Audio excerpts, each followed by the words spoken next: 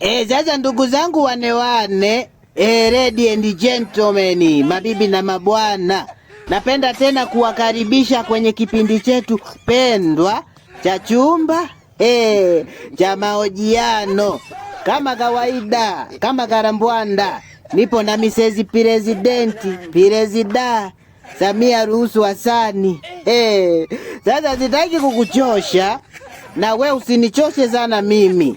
Sitaki kukupotezea muda na we usinipotezee sana mimi muda. Hebu twende moja kwa moja live.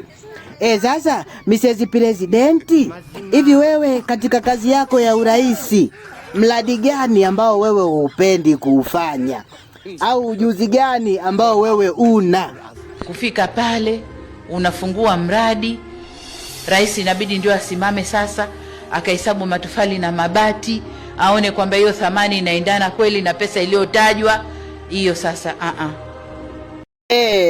ila wane kusema za ukweli, ujuzi wa kuhesabu mabati na matofali kwa kweli ujuzi kweli mgumu sana. Lakini ujuzi wa kuhesabu kura mbona simple tu. Kwa hiyo Mrs. President, unataka kuniambia wewe hata ile saidi ya fundi hujawahi fanya? Kwa hiyo nataka kuniambia ujuzi wa kuhesabu mabati na matofali una kabisa?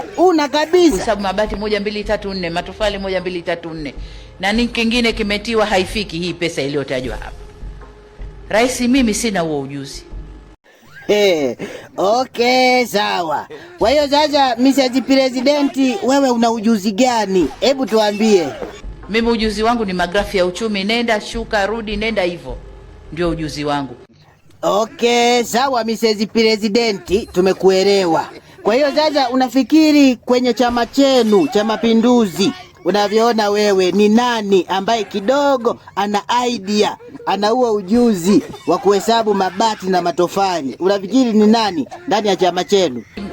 Marehemu aliyeondoka, Mungu amlaze mahali pema, alikuwa na huo ujuzi wa kwenda na kuhesabu mabati 1 2 3 4, matofali 1 2 3 4.